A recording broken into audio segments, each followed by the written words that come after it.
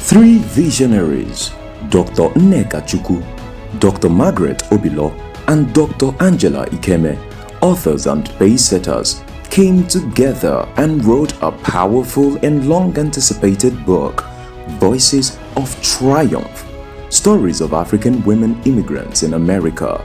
This book highlights African cultural heritage, the delicate balancing act of work-life expectations, especially for women navigating corporate America while upholding strong cultural roots. Good afternoon, everybody, and welcome to our November Thanksgiving episode of Voices of Triumph on the Road. Again, this is a spin-off of our phenomenal book, Voices of Triumph, Stories of African Women Immigrants in America, and we are delighted that you're able to join us this afternoon. We're coming to you live from the beautiful city of Morgan Hill, California, and we are thankful to our amazing sister, Nellie Wyndham Amaz, an African queen, for allowing us into her villa for this shoot. Thank you so much, sister. And of course, to all our fans out there, thank you, because you are the reason we do what we do, and we're excited to continue this amazing work. With me here today, I have my phenomenal sisters and my co-authors. Dr. Angela Ikeme, pleased to be here today. Dr. Ngozi Obilo, very happy to be here again today. Amazing. And we have a very special guest among us here today, Ms. Tigist Awel. Tigist is a true African princess, and she's currently the Assistant Chief Nursing Officer at Washington Health System. Tigist, we are so delighted that you could join us today. Thank you for having me, you guys. Thank you so much. Wonderful. Thank you. And you look amazing. Thank you. So I like you the guys outfit. look beautiful. I love that outfit and the jewelries. Oh, thank you. I love you guys' outfit as well. Gorgeous. Thank you. This is what it means to be African queens There you and go. princesses. So we're glad we're here. That Before is we true. delve into the conversation, since this is our Thanksgiving episode, we want to talk a little bit about Thanksgiving, what it means to each of us. So we'll probably start with you, Dr. Angela. What does it signify to you? Thanksgiving means so much to me because even with the name, it's a time to reflect back on how the year has been and how grateful we are to the little things that makes huge difference in our lives, life, family, work, friends, and also appreciating those who are within our community, but as kind of unfortunate enough to have enough. I will remind my family, especially during our Thanksgiving meal, that with all the abundance of food, there will be so much waste and leftover. It's always important to remember that there are people who do not have even a single meal to eat on that day or even days to come. So always remember that. And it's also a season of giving, so it's a special time to reflect back, to think of, all the, be grateful to God, have gratitude, and also remember those who are unfortunate that don't have enough. Amazing. What about you, Tigist? Well, in my family tradition, we also look back on Thanksgiving and talk about what we're thankful for that specific year. And, everybody's thankful, obviously myself for family, health, and the life that we have. I'm always thankful for that. But that's a family tradition that we have. So it's a great thing. That's wonderful. Wonderful. Dr. Margaret? The same. I mean, for me, Thanksgiving, it just brings so much memories. And it's a very special holiday over here, right? It almost seems like U.S. is the only one with a Thanksgiving, right? To think that our forefathers decided to put 2 days out of the year to give that Thanksgiving. So I'm always very grateful that, I'm there with my family and friends and that we celebrate. Right. And like Dr. Angela said, I always want to make sure that, my children remember that there are some folks who don't have it as good out there. And so they should be grateful for what they have, So it's a very special, holiday for me. That's amazing. So last month we had the pleasure, I call it a privilege, of joining Octavia Kitchen to feed the unhoused, some of the unhoused people in San Jose. And it was such it was such an aha moment for me, and I got emotional at some point. The emotional part for me was seeing the elderly people, right? And they looked forward to it. It was just like, you know, a bell rang and they all came out and lined up and they knew the drill. But really being on this side of the fence is a privilege I don't take for granted. And so this Thanksgiving and every Thanksgiving reminds me of that, and I'm so thankful for the people in our lives, for my sisters, for you, for all the wonderful people who have helped us through this journey and continue to support us. I'm just so thankful to God for them and also for my family. Wonderful. Reflecting back on that day at we served with Octavia, being at that St. James Park that evening and seeing all these people who lined up for a meal was, again, another way of reflecting on what we have, some of the things we take for granted, and also wonder, how do people get to this point? And as a mother of 3 boys, it reminds me that we have to always continue to move and bring these children up to know that it doesn't take much to go from this end to the other end. Absolutely. And if we find ourselves on this other end where we have roof and food and all the amenities to live a comfortable house, that there are still people out there who are standing in line in rain and shine to get just one meal. I'm so grateful to that lady, Octavia, for doing what she does. And just knowing that she is a Nigerian woman out there serving this community is so uplifting. Absolutely. I That's know. awesome. I think for me too, it just raised a lot of empathy, to see 90 people, because we were there for a span of 2 hours and we served 90 people. And, the very piece that struck me is she actually knew their names. We got to the point we were waiting for a few more folks, and she said, yeah, there's some folks who just take their time, and she was willing to wait for them. The other piece that really showed that the city also is doing a lot of work, San Jose City. They have the mobile van that also came at that same time, right? So the van was there for showers, for folks to do their laundry, and then they'll pick up a big bag of food that she had, various types of very nutritious food in that particular bag. And just that coordination alone showed, the work that the city and the county is doing to address the individuals who are unhoused. It was just amazing to see Octavia take this role and doing such a wonderful work with it. Yeah. That's wonderful. So the reason I wanted us to start with that conversation is, from time to time we get the question about what is this show about? And this show really is about us owning our own stories, telling our own stories the way we want it to be told, right? Highlighting our challenges, our accomplishments, our struggles, and how we overcome. And most importantly, lifting others as we go.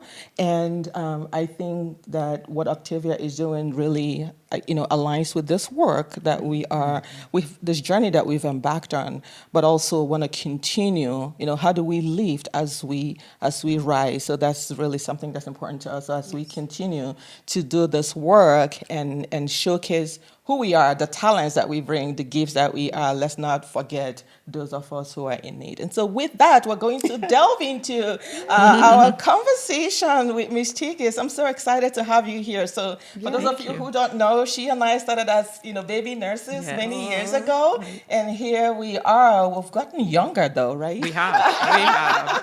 So we're super excited to have you here with us today. Dr. Ngozi, I'll have you. Yeah, so Tigis, Dr. Nneka just mentioned journey, right? Yeah. All of us have a journey. Right. And so maybe you can start out by just sharing for us your journey, right? And how you got to where you are today. Okay, so I could start from anywhere where I'm from. How about that? Okay. So anyway, I was born in Ethiopia, raised in Ethiopia, and then finished high school, and then went to Kenya. So went to Kenya and I did my undergrad in a different field in accounting there.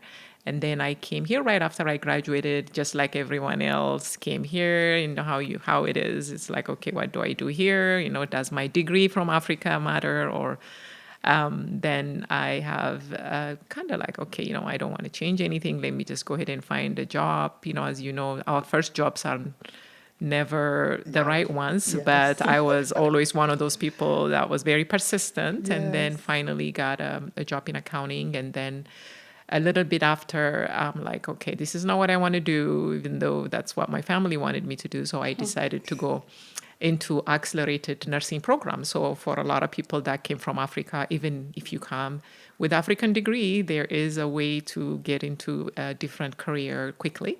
So I went into nursing accelerated degree and master's program. Then I worked as a nurse on the unit for a while. And then I was in LA. We were in LA with my husband. And then came to the Bay Area. And then I was a bedside nurse, a house supervisor, a director of med-surg, and then, in short, then went into assistant chief nursing officer at a hospital. So that's my journey in short. Congratulations, Wow. sister. We're so proud. But you know, you. you said something that really, I don't know if you heard Dr. Angela giggle when you said what your dad wanted. I think, you know, it's I think it's an African parent Right. thing where you're told basically your life is planned out for you, Right. type of. Yeah. I don't know about you, Dr. Angela, but for me, I was supposed to be an attorney. And I Okay. remember when I decided I was going to become a nurse, Yeah.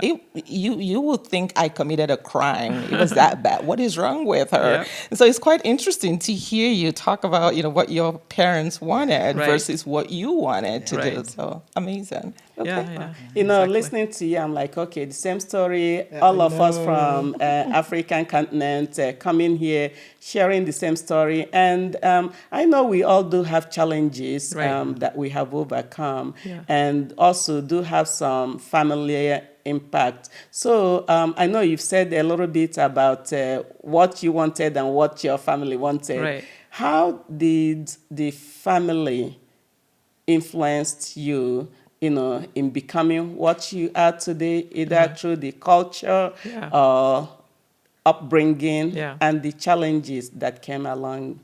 Sure. So I am the oldest of four. We're four of us, and I'm the only girl. I'm the oldest girl. But the good thing about, well, let's just say our culture in Ethiopia is very hierarchical in a way that women are. Men are better than women kind of thing. But my parents made sure that I was raised equal to my brothers, got the same right, got a lot of confidence. So I would say that I think sometimes I would say that our culture or my culture, the way I grew up, is more of an asset than a liability to me, at least. Then as far as, you know, my dad was concerned, he was like, okay, you know, accounting is good for women, do that, right? And I did it, kind of didn't want to, but then, you know how if you do something that you're not good at, you're never going to be successful. It took me to finish a whole bachelor's degree to find that out, but that was okay. Because in your journey or where I am right now, whatever you have done, whether it's accounting, whether you've worked in Starbucks, anything that you have done will eventually prepare you to be a leader, because you will use all your knowledge that you've learned, all the classes that you have done. At the end of the day, when you become a leader, you're going to use those skills, because being a leader means using all your senses and all your skills that have. Yeah, and I think I like this phrase, all the things you've been through, whether accounting or what, prepared you for who you are. Right. And sometimes we tend to forget that whether you worked at a Starbucks or McDonald's at early age, all those little experiences, they came handy. And now that you are a CEO, assistant CNO, which is a big deal, a big upper executive position in nursing leadership, it's a way, you know, to remind our younger ones that don't worry. Just Yeah. continue to build on it. Yeah. Because all these little jobs you are doing at early stage Right. helps to prepare you for a bigger job in future. Congratulations. Thank you. Absolutely. Thank you. For Yeah, sure. that's really true because even for my children as well, I've had to tell them the same. You know, you can start slow. Yeah. You know, you can start in a different field from what you want to do as long as you keep busy. You know, continue with school, focus on that goal that it is possible. Right. To get to where you're going. So you know, so we can hear your culture did help a lot. Yeah, right. Yeah. What your dad said to you and all of that. Yeah. Now, what barriers did you encounter in some of those areas that would have made you think, okay, I really don't want to go this route anymore, I'll go this other route? What are some of those things, challenges that you also faced, and how did you overcome them? Yeah. So, again, when I came so when I was in accounting and working in accounting, it was in the early 2000s.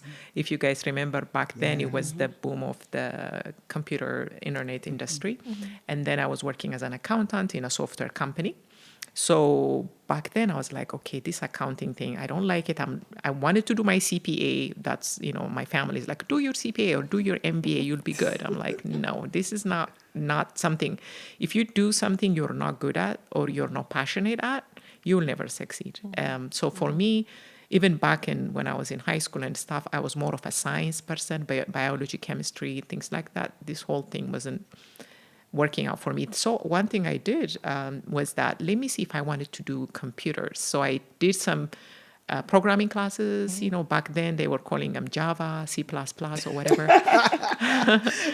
I tried those. I'm like, nope, I don't think I'm good at this either. So then when I went to nursing, I really thrived, right? That's something that I was good at. So challenges is that you have to really try everything until you get to your passion. And then to me, honestly, I never thought I would find out what my passion is until I got into leadership, But through that leadership also, there is a lot of challenges, especially if you are a nurse when you're a new grad, like you're the only one that probably is from, where you're from. So through it all, culture, being polite, not really being strong, working hard, whatever challenges you have, you just have to remember that you have loving family and loving people behind you, and work is going to be challenging no matter where you go. If you go to a new place, you're going to be challenged, but having strong, sense of confidence and all that, I would say, has helped me. I don't know if I answered your question. Yeah, you did. Because, like you said, challenges are things that depending on how you've overcome them, so they do happen. So let me tag onto that a little bit. Being in a C-suite, there's politics everywhere, but being in a C-suite is also very political. And I'm just going off a little bit off script. But, and it has its own challenges, which is very different from the challenge that you talked about. To our viewers out there who want to aspire to become what you are or more, what can you say about managing or dealing with those workplace politics, that particular challenge? I think it's very difficult sometimes, especially for people like us from Africa. You know what needs to be said, and you say it, and we get in trouble for that. But how do you navigate to remain successful? Okay, so I would say that my strongest point, which I didn't know that I had, was emotional intelligence. I'm not going to say like in my family, everybody's really smart. I would say I was not the smartest. But the one thing that I really figured out that I have, because I've taken emotional intelligence classes, like a true emotional intelligence is extremely important in these spaces, right? Reading the room, understanding culture, figuring out, sometimes working behind, before you go into a meeting, talking to people before you go into a meeting. I'm not going to say it was easy because I had to grow through it as well. And the one great thing that I had was I had a great mentor. The one person that was a CNO back then, she was a great mentor to me. And so if you find somebody that has your back and that is willing to take risk for you. And then, of course, you have to do your work. For me, it was almost like reading outside of work, right? There are so many new things that you may not know, but you have to read. You have to be above and beyond. You have to work above everybody. I've always loved the internet. When the internet came out, I was Miss Internet. No, so always go over and learn, and then you have to work hard. We all know as immigrants that we have to work 7 times harder. But then you also have to know your field and find somebody that believes in you, and then give yourself grace, because it takes years. So if I think about where I was, 10 years ago when I was promoted as a director versus where I am now, and when I talk to new leaders, I realize, okay, that's where I was 8 years ago, 5 years ago, So you will improve. In one day it just clicks. So.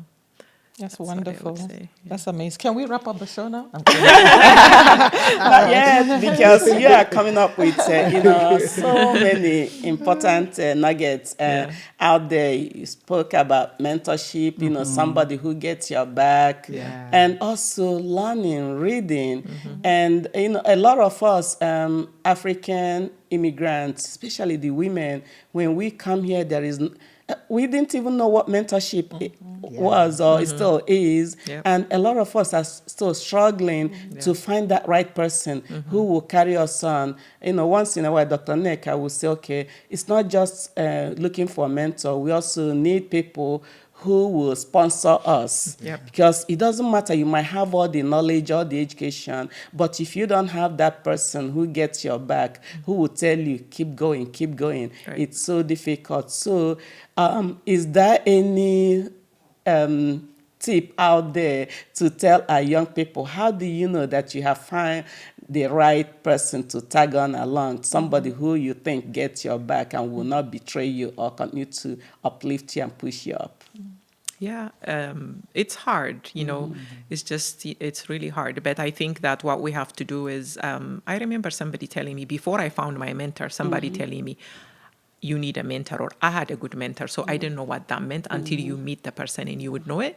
But I think as a community, one of the work that we need to do is that you really don't have to work with the person directly. We have to work on finding our own mentorship community in our fields, right?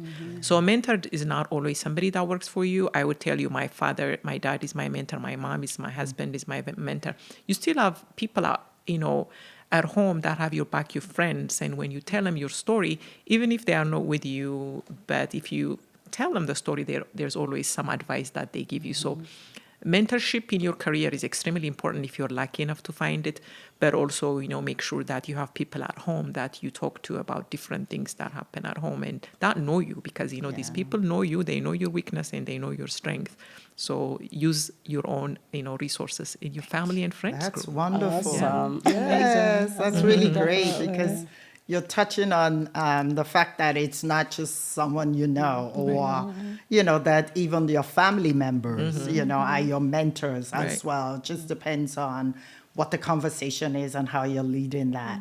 Right. But talking about family, I know you're a mother. Yes. Right? Yes. You have a big family at home. Yes. You're working, you're Right. doing all of this. So tell us a little bit of how you manage, in all of this, because I'm sure there's some folks who, have children, have family, have other extended family, and yet, they're trying to work in these leadership roles and become a leader. For you, how are you managing all of that? Yeah. So my job is really demanding, for sure, right? It's a lot. It's not just working 8 hours, you're on call, 24 hours, especially when you're new and when you're learning. I have 2 boys and a very supportive husband. So my husband is extremely supportive. He works just as hard as I do. But the one thing I think that he's great about is making sure that even when our kids were little, he was, he either equally or more than work as hard in raising our kids. And, my parents were here helping me as well. And then, like I was saying, also, hire help if you can. It's Yes. important, I think sometimes we African women, we think that we have to do it all ourselves, we can and do it's it all. embarrassing to hire somebody to help clean your house and things like that. So for me, I work when I work, but then when I come home, want to spend time with my children. So if I have to delegate stuff at home too, I delegate, right? Leadership is also delegation, right? Yes, it You have is. to delegate at home and at work. So I have to say that my family is extremely supportive, and I'm very lucky to have a great family for that. So It's wonderful to know because, like the question, people sometimes think that they have to choose, right? Yeah. It's either this or that. I have to Right. choose my career. No, I have to build my career first before I start a family. So it's important for our viewers, especially younger ones, to know that you can have both, Right. Enjoy, have the best of both worlds, as they would say it, Right. Where you have your family, but you still have your profession and you can grow in that profession as well. So Absolutely. That's wonderful. Yeah, That's absolutely. awesome. And I love the delegation because some people will tell me I am a delegation queen. You and I both. maybe being the other in the family Yeah. is one of those traits that come along with it. No, it's not. I think you went the other way. Yes, you really did. But Being the it's good oldest. because as African immigrant women who are trying to balance lives, sometimes we find it extremely difficult. Yes. Yes. And I'm so glad that you're mentioning it because this is not the first time or even the second time we have had people say, get help, Yeah. delegate, Right. get someone to clean the house, because sometimes that is the biggest challenge, right? course, yeah. You come back from work, you are so tired, you can't even have time for yourself. You clean, you cook, so get some help. Yeah. Order some food. There are a lot of African restaurants Cuisines out there. Cuisines now. out Yes, there. we were We talking don't about have to that do earlier. it all Yes. ourselves anymore. Yeah. So it's important that we begin to recognize that Right. all these resources are there for us. It's just for us to say, okay, we have left Africa Yeah. and we are here. As a wife, as a mother, I don't have to cook every night. So we are telling our viewers out there, especially the women, that it is okay Yeah. to get a house help if you can afford it. It is okay to eat out sometimes. It is okay to order food from any of the African cuisines and not just struggling, laboring, and exhausting yourself to the point. Because a lot of us have been there. Yeah, and to add to that, not everybody has, the resources to, maybe hire somebody to clean for them and things like that. My recommendation will be to pace ourselves, right? Pace yourself. So we're not going like the Energizer bag. I think we're all guilty of that at one point or another. But then you learn the hard way. And so if people can't afford that, it's understandable. But really knowing when you've had enough, right? Yeah, it's okay to have cereal for dinner if that's what's gonna happen. Because mom needs some time for herself. It's also something that we want our viewers to understand and be mindful of. That's great. That is true. Yeah, amazing. Okay. So let me round it up. There's, what is your recommendation for the younger, African and immigrant ladies or women who are coming, for the first time back here, trying to work in that leadership role? What is your recommendation? I know you mentioned mentoring, taking care of yourself, and a few other things. Yeah, but I'm going to add to that. Okay. We don't want you to talk to just the people, the young people. I'm telling you, there are people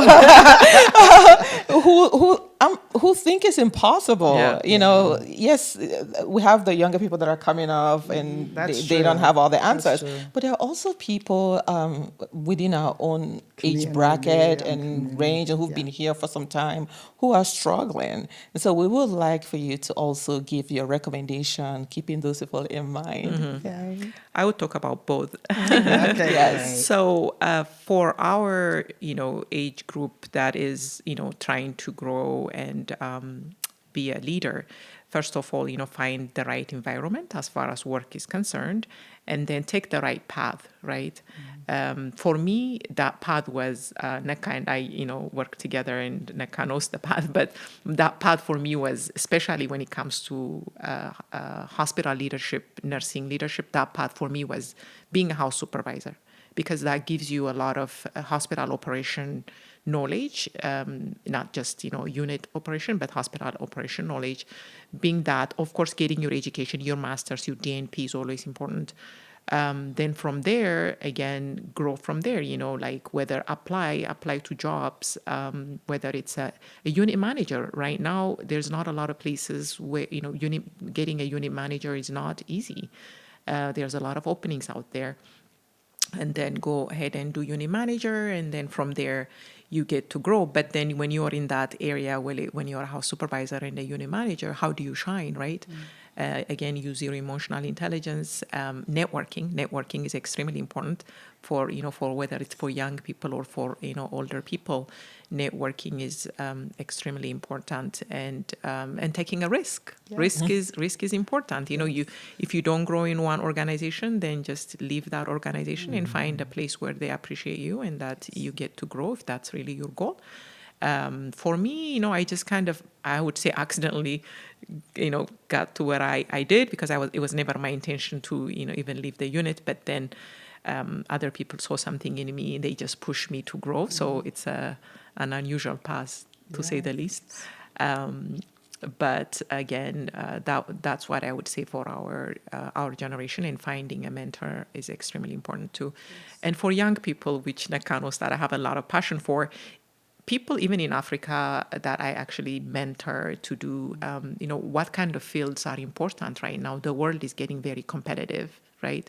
And the one thing that will never go anywhere is healthcare. It used to be computer science. Now it's no longer that, right? But if it's your passion to get into healthcare, I would say, jump into healthcare, because healthcare has a lot of areas. If you're introvert, there's a place for you in nursing. If you're extrovert, there's a place for you in nursing. Yes. You can work from home if you don't want to see anybody, or you can be a world-renowned speaker like Nekka over here, travel and be a great speaker, Yeah. So there's a lot of things for you to do for young people, but young people getting into taking the right field, because our kids these days, a lot of kids are studying things that may not be helpful to them. Yes. And that is understanding the markets and study something that's not as competitive and be good at it, I guess. I don't know if I answered all your questions. Yes, but you did. Absolutely. That's a lot of tips. That's wonderful. Yes. And, as a nurse, because I'm also a nurse, and being in the nursing space for so long, and seeing where things are going, I'm so glad to hear that, telling the younger ones that there is so much nursing can offer. Right. Sometimes when we came in here, we didn't even realize how big this profession is. Right. Just like you, all the younger ones that I'm telling, I'm like, you know what? From what I see, nursing is heading into who has the biggest knowledge, right? Who emotional intelligence, who can use the common sense. Yes. You walk into the room, you see what is there, and you create your own space, you create your own mark. Who can do it? So it's not time to just sit and do bedside. Yes, bedside is good, but if that is your calling, be the best you can be in it. But don't just think, nursing is all about bedside, because for the younger ones out there, I'm telling them, there is so much in nursing profession, from education to leadership of any kind, to quality improvement, to even the bedside. You could be the best bedside, because we're all getting older. People will take care of us, but don't just narrow your scope. Right. Expand it. Take some certification classes. Look for opportunities outside. Look deep. Where is your niche? Which area of nursing calls for you, and go for it. I love Dr. Angela made a mistake that I want to correct. She said we're getting older. I don't know where she got that from. I don't know where she got that from. But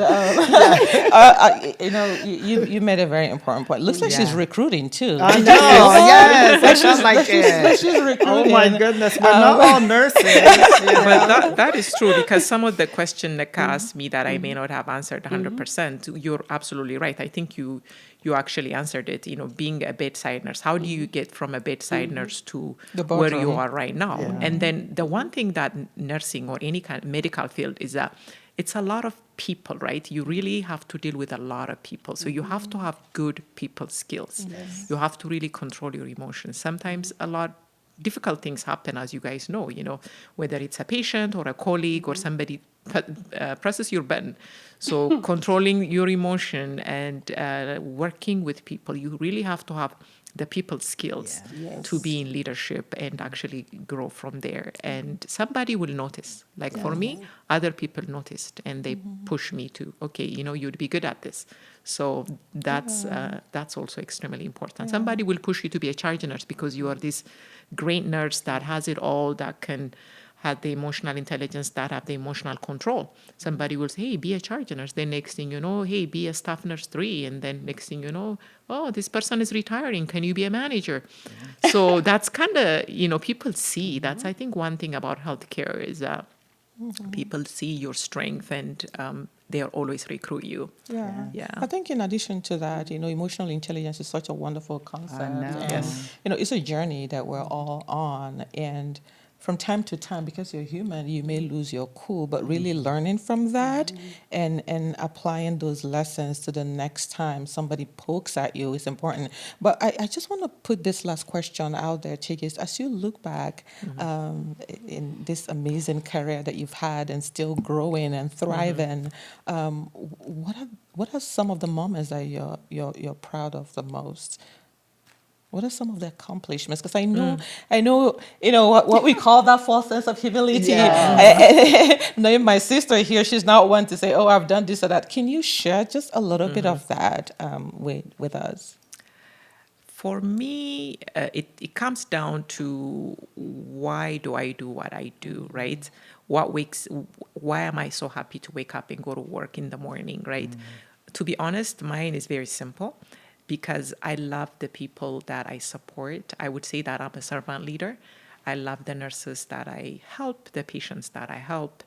And when the nurses are happy and my colleagues are, happy with what they do, and I'm able to support them and have them accomplish a lot of things. As you know, hospitals have different things. They have magnet status, Joint Commission. We have a lot of, I work for a great organization that has a lot of awards. So being a part of that and having engaged team, that makes me proud more than anything because the reason why I do what I do, is because I want to, support my team. So that piece, I think I know it's simple enough, but that's what makes me proud, right? And that I think that's what makes me also good at or be successful at my work is because it truly comes from my heart that my job, I feel like, is to support the people that report to me. Yeah, absolutely. I wanted you to put that out there. So the other day I was working with her and somebody was talking to her and said, "Oh, she gave me this opportunity," So again, bringing us back to why we do this is lifting other people as we rise.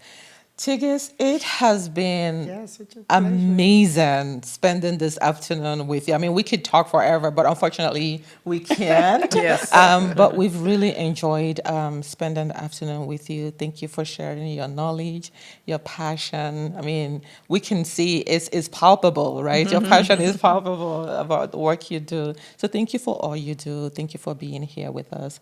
It's been wonderful spending time with you. Any last comments, sisters, before we... So I appreciate you being here, and a lot of the information you gave is just those tidbits that are very helpful for our viewers to take back. So really appreciate all the conversation. Yeah. And I echo my sister's sentiment. Truly, truly appreciate you being here to give these nuggets to our guests and also to remind a lot of us, out there, that there is the space is too big and there is room for all of us. All we need to do is just keep open mind and keep going. And thank you so much for honoring this period with us. Yeah.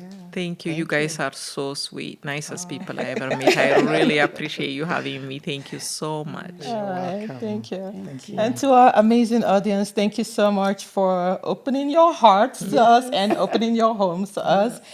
This has been an amazing journey, and we couldn't have done it without you, our fans, and our sponsors. Thank you so very much. We're looking forward to a December Christmas episode. Until then, we are the Voices of Triumph. Triumph. They will know. They will. Thank you. Thank you. Voices echo, an echo of triumph, a spirit aglow, an echo of victory, strength.